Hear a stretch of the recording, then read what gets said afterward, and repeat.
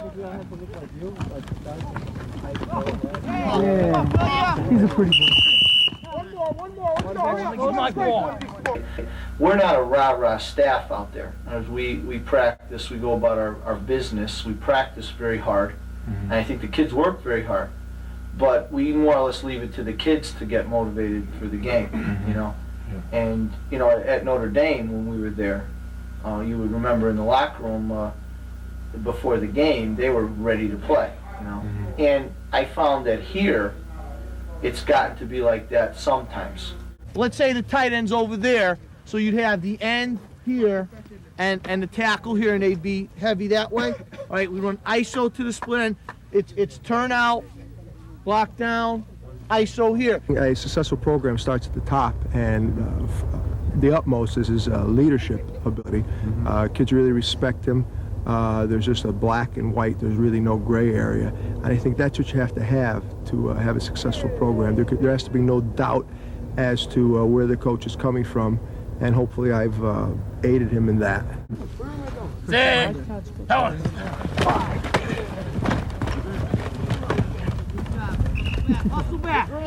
I think every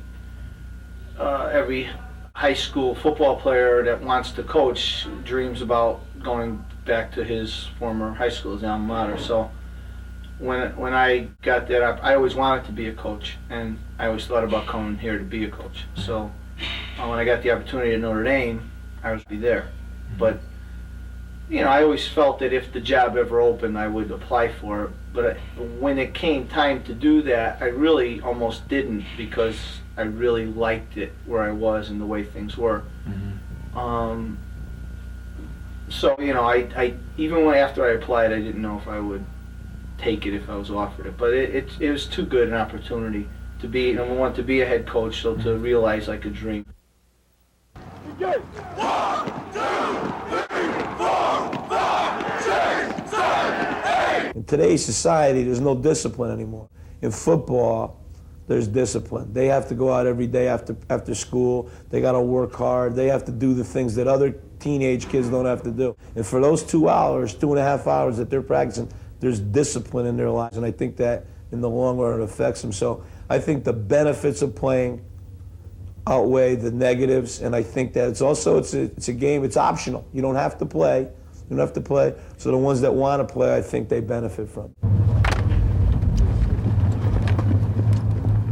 I don't consider myself, my strength as being a motivator. I know that I'm enthusiastic, and I know that I'm going to practice them as hard as I can, and they know when they go in, they're prepared.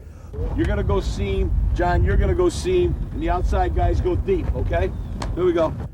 Well, my coaching style, I think that it's difficult to describe, but I think that we try to be as organized as we can, try to work them as hard as we can in practice so they're able to play in the games. Try not to leave anything left unturned in terms of preparation, and you know, try to make them physically ready to play and mentally ready to play. And that's I don't have any cliches. You can look around. There's nothing on the bulletin board as far as mottos and philosophies. It's just the basic idea is work them as hard as you can and get ready to play on Friday night.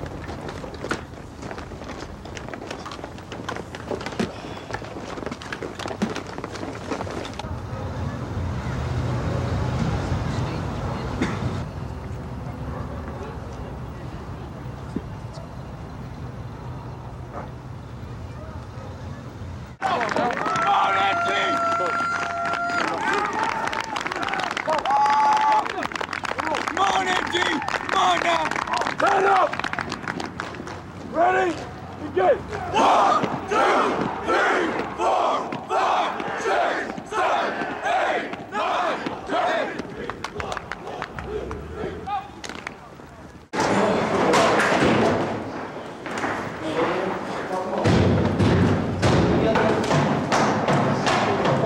Listen, fellas, before we go out there, every week you got to think of this as a challenge. Now, you know, over there, people over there, Coach is one of my best friends. But when that game starts, fellas, They want to take something we got. That's how you got to look at it. When you play football, when you cross the line, that's what you got to think. That they're trying to take what we got. We've been 6 weeks, 7 weeks, whatever it is, on top. Everybody wants a piece of us.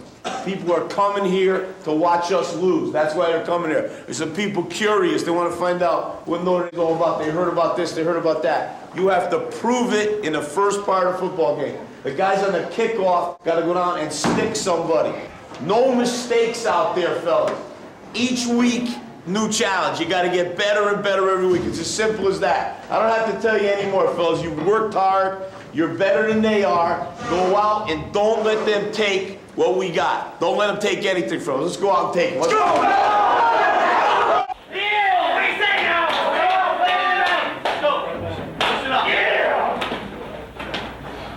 Say now. All right, listen now. This is what you've been waiting for all year. In other words, now it's here.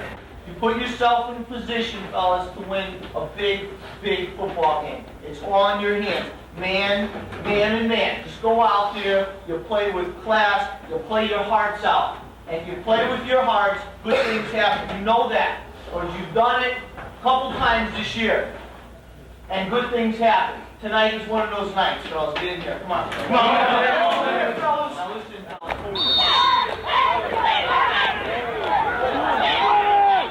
Winning and losing is not the most important thing. It is on a weekly basis. On a weekly basis, and I'd be lying if I didn't tell you losing was the worst thing that could happen every week. It is. But on an overall basis, it's not the most important thing. I think the lessons they learn, it's definitely not a cliche. The lessons they learn in football, they're going to keep forever. The kids that you see out there in the football field, they're going to be successful. They're going to be successful businessmen, lawyers, doctors, or whatever they're doing, they're going to be successful.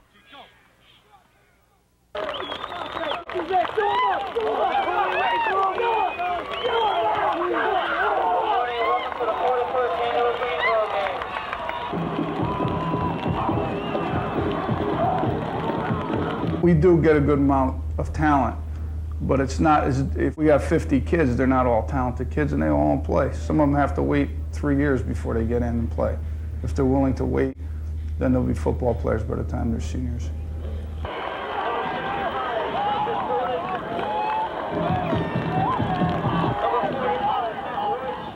The most important thing about Notre Dame football would definitely be the friendships that you made and the feeling you have. This is 1992, and my last Green Bowl was 1983, which is 10 years ago. I still have the feelings. I come here, I see people I play with, older people, and that enthusiasm is still there. And half the people here would probably jump on the field right now. I know I would. There's not a time when I'm out running or working out that something just clicks in. I remember the Green Bowl, or I remember the Hannah Madison game, or you come home from work and you got to go running, and going to the Green Bowl might pop into your mind. And it's just a great experience. I get excited about Thanksgiving, just coming here. And we wore the coats today just to bring us old memories, see the old guys.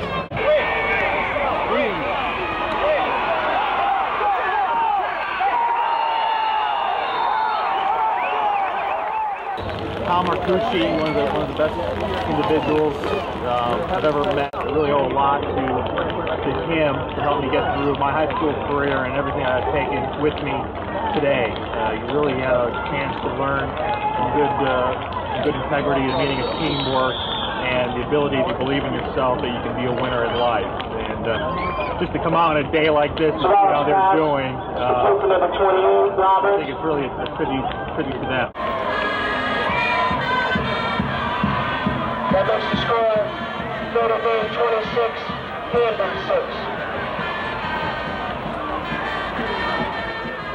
Personally, Tom Marcucci, my senior year, I was young and naive, and he kind of took me underneath his wing and showed me the way. And I was very fortunate to be able to go to college and play football. And I owe that to all the learning community and the learning staff at that time. And commitment, like you said, it's going to, throughout your life, you're going to be able to use it. And when I was in college, I thought back many times, when times were tough, Notre Dame, commitment to excellence, and that helped me a lot. And now that I'm done with college, still, that phrase still today phrase that in my mind is excellent. And I'm trying to reach that quote-unquote Notre goal in my life. I guess my fondest memories and things I carry on now is from the coaching staff, being a coach, a friend, and a mentor. I guess to carry on to what I do today, try to give something back. I think those guys gave their heart and soul, and that's why we come back to weather like this, to Notre Dame Green Bowl, as players, particularly for the coaches, and see the new guys coming up. And all those practice dummies we hit, all the times, all the raspberries, make you a better man. And appreciate it. You look at yourself and say, I can't do it, because there are days when you wanted to quit. I thank them for it. Hey, Eddie, they didn't hit him, right? What did you say? Get out here, Jim.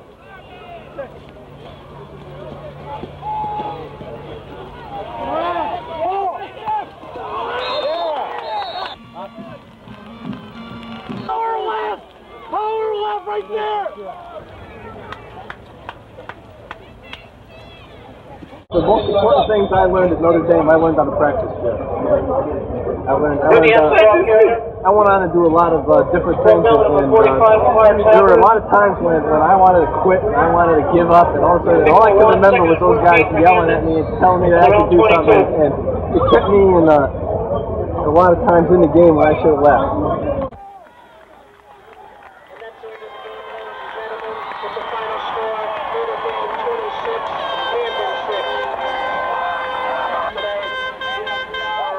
When each of the guys left, it was difficult for us because the one thing you understand, as a player, you're very close to your teammates.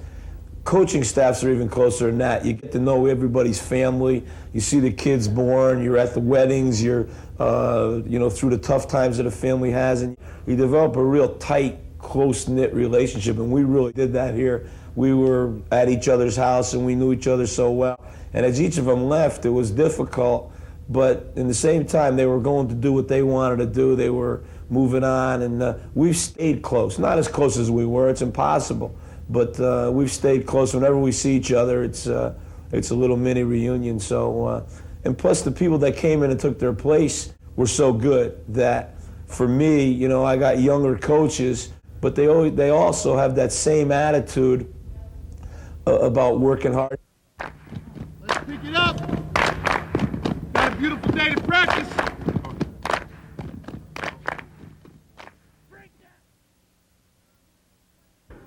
And I'm going to explain to you the only way to go after something. I'm going to tell you right now, no matter what it is, you go 100% of your God-given ability every single second, and good things will happen. Every single day in school, every single day in business, and good things will happen to you.